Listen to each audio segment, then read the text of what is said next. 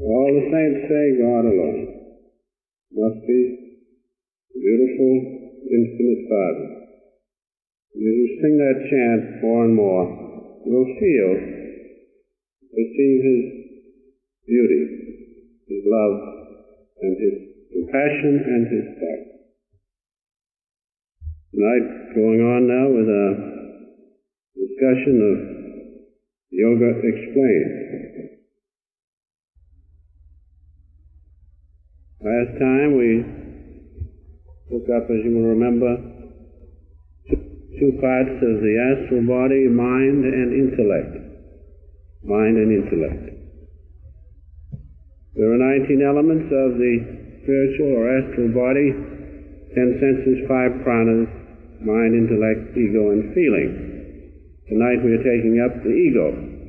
But first, just a little review on the mind and the intellect that you can discriminate in order to understand the ego.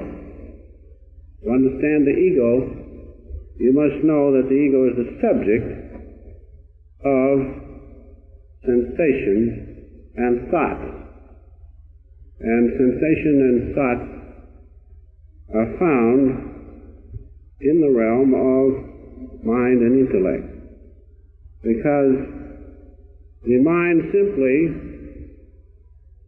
coordinates the sensations, and the intellect discriminates the sensations by considering thoughts of those different sensations that come to us. You remember we had the illustration of the horse and the mirror coming through the window, which represents the sense of sight. We saw in imagination, the horse and the mirror. So the mind simply coordinates the senses. Then comes along the discrimination, which considers the thoughts about that image, which we decided was a horse, the different characteristics of it, and so the intellect discriminates. That's all. It discriminates, and of course there is the power of the soul in the discrimination. That's why conscience comes in, and we can tell right or wrong.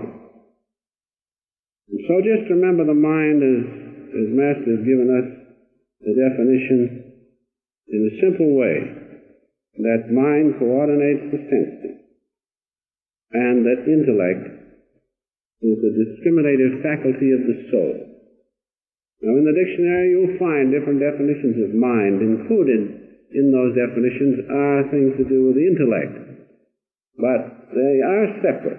But because the process goes on simultaneously, we do not see the different parts of the process as the mind and the intellect. We see with our eyes, and we know what it is immediately, because the process goes on simultaneously. So much for the mind and the intellect, just as a review. And tonight we will take up the ego. And I've had many requests to say something about the ego so that people could tell more about it, whether they're in its consciousness or just how to know you're in ego consciousness, because it gives us lots of trouble. Ego gives us lots and lots of trouble. Well, the ego is none other than our soul attached to this body. Our soul's attached to this body. That's what colors it entirely different from your soul consciousness. Because it is attached, through the law of attachment, it feels itself the body. Instead of that soul which is free, one with the infinite Father, it feels encased, so to speak, limited by this body. So that is what the ego is. It is the pseudo-self, the soul attached to the body. But how can we know that? How can we know through realization just what the soul is? the meaning of the ego can be known as the subject of your thoughts and sensations. Realize that. The ego is the subject of your thoughts and sensations. I'm looking at that flower.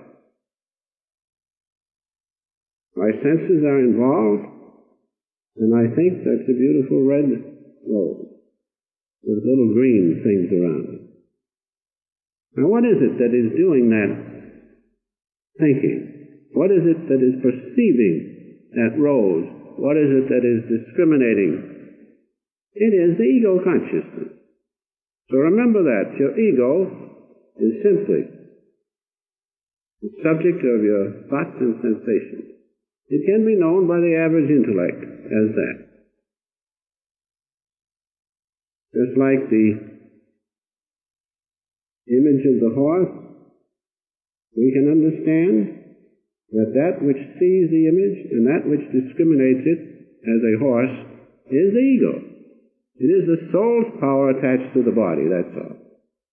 Understand that. Now that's the first definition of ego, that it is the subject of our thoughts and sensations. That's the easiest way to remember it. But another way is this, that the ego, or the I within us, is that consciousness of sameness that remains even when the thoughts and sensations change. Now I look at those. They're red and they're white and they look to me like stock. I don't know whether they are or not, but perhaps they are. I'm discriminating. But what remains the same? What remains the same? As I look at the horse, I look at those flowers. They're entirely different, or this rose. What remains the same is the ego. Therefore, that consciousness of changelessness, or sameness, a changeless consciousness that remains during the process of perceiving sensation or coordinating thought or discrimination, that consciousness that remains the same as the ego. Now that's an easy way to remember. Now we come to another process. Sensations and thoughts change, but ego does not. Realize that. Now people say, well, there's another condition which I'd like to know about. Somebody says something about me. I think of it and I get all bristled up inside. I don't like it. It hurts. What is that? Ego. Whenever anything hurts you, when anything touches you, and you dislike it, or it causes that feeling of dislike within you, or mental pain, that's the ego. Now, if somebody says something about me, it's not what it should be, it's not encouraging. I hear it. I discriminate. But it doesn't touch me. What is that? That's your soul. The soul cannot be touched by any thought or sensation, because the soul is above duality of consciousness. When I feel hurt, what happens? Likes and dislikes enter into the picture. I don't like it. Or somebody says something nice and I feel good and I puff way up. Same thing. No matter whether it's of chains or of gold, still bind us. To understand that when anything hurts you or puffs you up, of course it's easier to discriminate between those things which hurt us. But if anything hurts you, know it is your ego. If anything puffs you up, makes you feel big and so forth, know that's your ego too. But when in spite of the likes and dislikes you can remain undisturbed, untouched, that's your soul consciousness. Realize that. Now you can see that it's easy if you want to know the truth. If you don't want to know the truth, it's very difficult. When somebody says something about you that is untrue or does something to you, if you want to know the truth and you feel hurt, you're in ego consciousness. If you don't want to know the truth, it's very difficult to get out of it. But such is the ego, the subject of our thoughts and sensations. That's all. And because the ego is the soul attached to the body, it is limited. It takes on the limitations of the body and this bodily consciousness in which we live, in which there are likes and dislikes. We take on the limitations of this worldly consciousness. And because of that, sometimes we're hurt very easily, don't you think? But if you feel the presence of the soul and you feel the presence of God within you, nothing can touch you, no matter what they say about you, because you are not that. You are the soul which is one with God's presence, free, above all likes and dislikes. You are your Father's child. Why should you be disturbed? Why should I be disturbed when God is with us?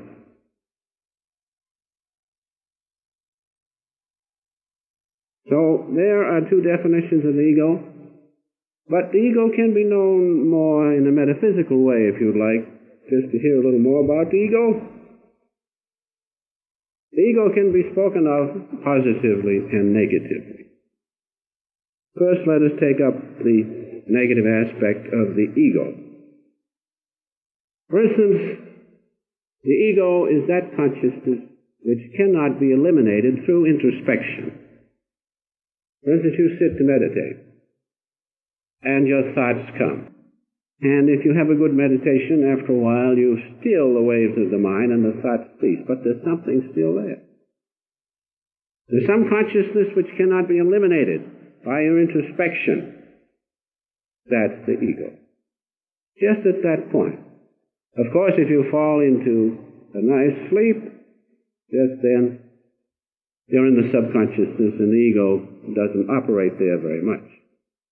But if at that point you lift your consciousness and by the power of the soul within you, you hear the cosmic sound or see the cosmic light or feel God's love, then the ego is not the ego, it is the soul. Or rather, I should say the soul loses its attachment to the body as ego and becomes the soul itself. So negatively speaking, the ego can be known as that state of consciousness which remains when through introspection you eliminate all previous states of consciousness as sensation, thoughts, memory thoughts, and so forth. That which remains is the ego. You see, the thoughts change, the sensations change. I see that, I see this. I think of that, I think of this. But the same consciousness within me that is doing the thinking is ego. Thoughts and sensations change, the ego does not change, as far as thoughts and sensations go. So, negatively speaking, that consciousness which remains after our thoughts and sensations are eliminated, now realize this, is your ego. You sit to meditate, you still the sensations, and then after a great battle, the thoughts cease. That awareness that remains is the ego. To understand that, that's the negative way to describe the ego. Now the ego can also be described in a positive way.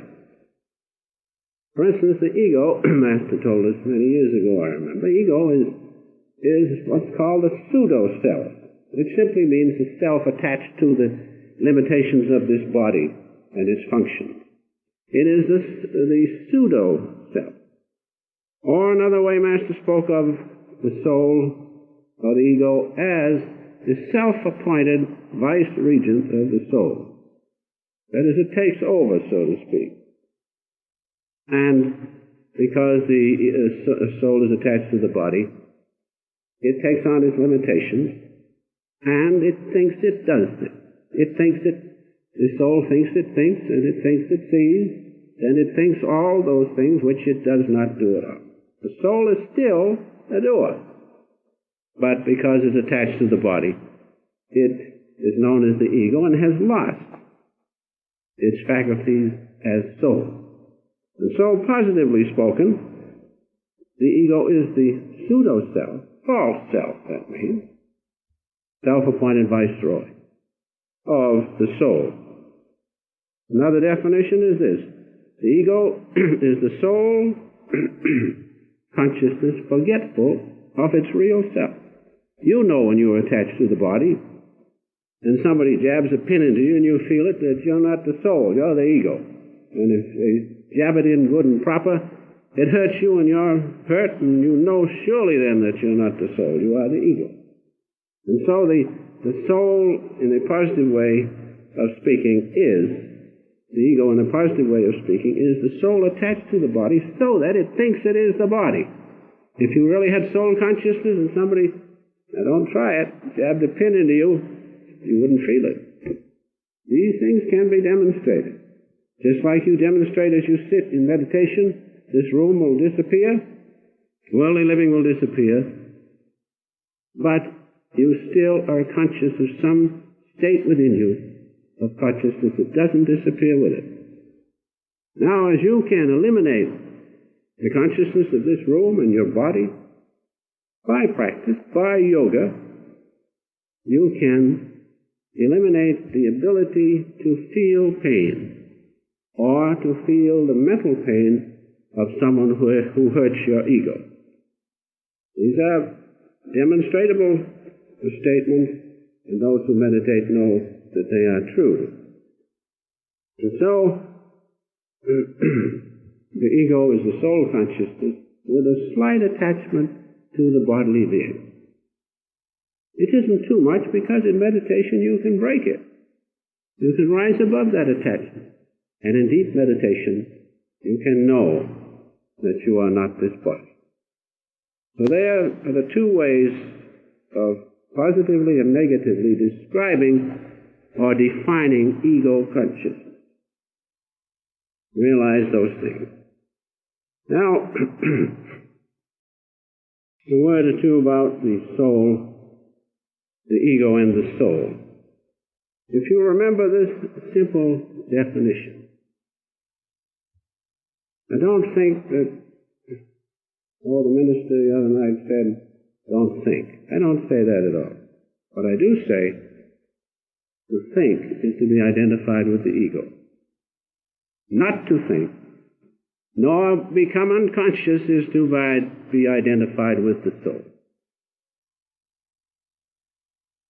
Realize that. To think is to be in ego consciousness.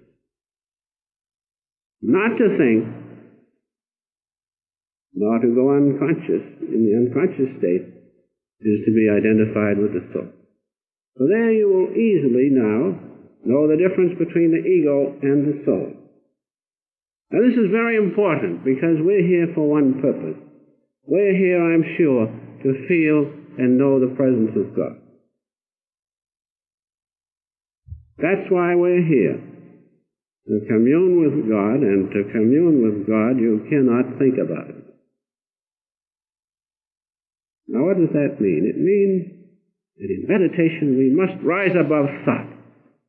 We must still the waves of the mind. And then we can contact the presence of God. But you say, well, what am I going to do? I can't think. How am I going to know God? Easily. The more you think about Him, the less you'll come near knowing Him. As one 14th century saint said, of God no man can think. Think of it. Of God no man can think. But He is easily known and kept. He is easily known and kept by affection and love. Do you want to think about Him? If you have somebody you love, do you have to think about loving them? No, you love them. Same with God, absolutely. When you begin to think about how you're going to love Him and all that, you drift further away from Him. If someone you love comes in here, you don't have to think, well, now, how am I going to love her anyway? How am I going to... You'll love her. That's God's love. So realize that in your meditation. I know it's difficult to still the waves of the mind. They're terrible. They come on all sides, and you get them quiet on this side, and down come the memory thoughts. Remember those wonderful days we had years ago and all that? That's the devil in the form of duality, of the mind coming into you. But I have found it helps me more when they start coming get out of here and stay out. I want one thing. I want God's love. That's all. And you can say love, love, love, God, God, God. Master's poem, God, God, God, is one of the greatest things. The one point to mind on the presence of God is love, or a soul consciousness within you. Realize that. The worst thing is to overcome the mind. Because it's been in the saddle so long, of the ego, it is rather difficult. And so, finally, not to think by meditation or in meditation, nor become unconscious, is soul consciousness. And soul consciousness, this is the final definition to show you what ego is. Soul consciousness is the consciousness remaining even after the ego has been eliminated. Now, there you have, if you remember those few definitions about ego and soul, you will never be confused. Especially about, if you want to know God, get above thought. Now that doesn't mean that in your ordinary existence you don't think. You've got to think. Otherwise the tide will engulf you and you'll go down. We have to keep going in this life.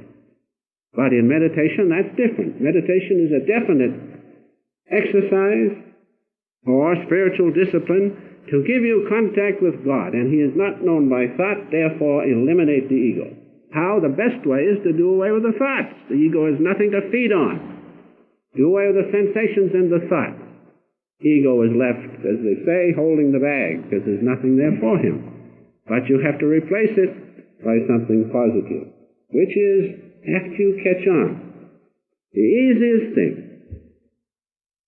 to love God. Remember, someone you love very much, you don't have to do much about it, you just love them. Why not with God? He gives us everything. And our soul is a ray of Him. If we look at it and realize that everything we have, all our friends and those near and dear to us, all the things in life which we have because of God's consciousness and His power in us. Let us realize that. So much tonight for a few words about the ego. And next time we'll take up the 19th element of the astral body, or the second encasement which keeps us from knowing the soul, which is the astral body. And the last of the 19th element is the feeling. The feeling is the worst thing. A feeling which injects into us likes and dislikes. That's why the ego exists. If one can conquer likes and dislikes, not dislikes alone, likes and dislikes, he can know the soul. And so next time we take that up. Now I have a few references at this time about the ego, which I'll give you first from the Bible, from the second chapter of Genesis, the first to 7th verse. And this shows just what we are. That we are rays of the infinite Father, atoms of His great body of omnipresence, and lodged in this bodily vehicle. And then we became attached to it. And the Lord God formed man of the dust of the ground, and breathed into his nostrils the breath of life, and man became a living or manifesting soul. Of course, that doesn't say that anything about the ego, but when we grow up, so to speak, and become attached to the vehicle, then the ego is developed. The soul is free. But being in the vehicle, the bodily vehicle, the soul takes on its limitations, and sometimes it thinks it is the body. Some people can talk about something higher than the body, they won't know what you're talking about. So engrossed is the soul in the bodily vehicle. Now another one from the Bible is Proverbs. Proverbs, the 24th chapter, the 21st verse. 24th chapter, 21st verse. And here we read, "My son, fear thou the Lord and King. Meddle not with them. They are given to change." That means meddle not with the outside worldly things. Things of this existence, because you know everything changes. But the God does not change. That simply means the Christ consciousness within us does not change. But if you meddle with the outside consciousness too much, you will never find God. Because the two things do not mix. One is change, God is unchanging. One is dual, and the presence of God is one. And so fear that. Don't fear the Lord, but fear that you meddle with outside consciousness too much and become attached. Is the real definition or the real interpretation of this particular verse. Now, last in the Bible, Ephesians, the 4th chapter, 24th verse. And this is why it gives us the reason why we meditate and why we try to rise above attachment to the body and to the mind. Although it is a little confusing in the 23rd verse, it says, "Be renewed in the spirit of your mind." It doesn't say be renewed in mind. That's the point we must watch. Be renewed in the spirit of your mind, which is the presence of God within you, or the soul consciousness behind the mind and intellect. Be renewed in that. And put ye on a new man, which after God is created in righteousness and true holiness. I know that man in me that is pushed here and hither and yonder through the senses and the mind is not the true mind, because I get disappointed too much. But that man which comes after you've stilled the waves of the mind, superseded them, that man, so to speak, or the presence of God in us as the soul, is the real part of me. At least it's the part I want to know and be one with. Put ye on the new man, which after God is created in righteousness and true holiness. That's our heritage. True consciousness of the presence of God within. So much for the Bible. Reference now from the Bhagavad Gita, which is very helpful and enlightening. In the third discourse, first the 30th line,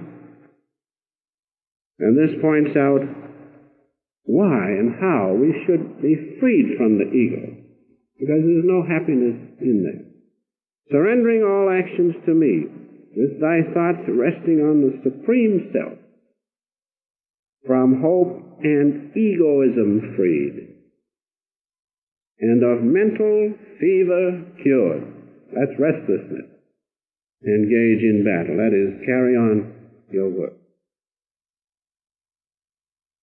Surrendering all actions to me.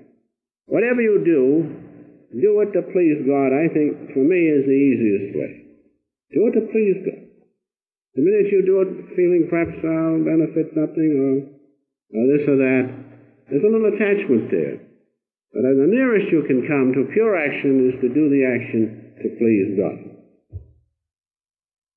Surrendering all actions to me, with thy thoughts resting on the Supreme Self, from hope and egoism freed, and of mental fever cured. That restlessness is the worst thing. Engage thou in battle. And also the 27th line is very good. The self, or soul, deluded by egoism, thinketh, I am the doer. I am the doer. And Jesus said, who can create one cell of the body or raise his stature 1 cubit? I am the doer, says the ego. I can do everything. But that's not so. The self deluded by egoism thinketh, I am the doer.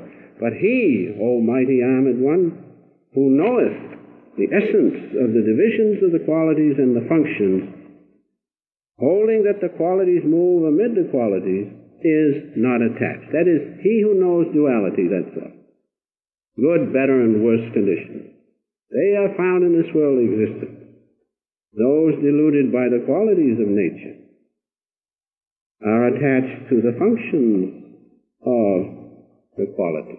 In other words, they are attached to the mind and its action.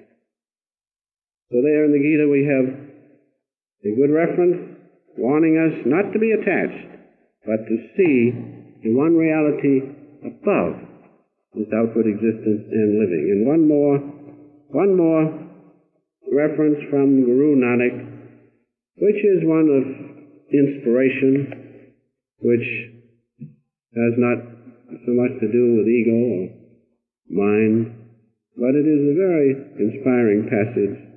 Master used to quote Guru Nanak very much. And so let us, as we listen, just turn your attention inward toward the soul and feel the spirit which Nanak had. How great is thy might. How resplendent thy form. That's why I sang, O God, beautiful. How numerous thy bounties. Who knoweth their measure? We cannot exhaust God in his goodness, his love. One word didst thou utter. One word God utters. What is it? The holy vibration, the Om. One word didst thou utter, and lo, the vast expansiveness sprang into existence. Out of it, 100,000 rivers came flowing from the one great cosmic sound, which is the Word. In the beginning was the Word was with God, the Word was God. What power have I to think or to express a thought about thee? Showing God is above thought. Fain wouldst I be a sacrifice, my Lord, not once. Whatever pleases thee is good. No matter what he does to you, don't mind. If he is pleased, nothing else matters. Master said, if the Guru is pleased and the Guru is the voice of God, nothing else matters. Whatever pleases thee is good. Thou alone, O formless one, endurest forever and forever. So those great saints, they had the knowledge of the one infinite Father. That's why you feel the inspiration as I read from them. Next time we will go on with a little bit about yoga explained, especially in the life that we all need to do yoga, to practice yoga, to attain first the presence of God. Having that, we can fully surrender to his will and be saved and liberated.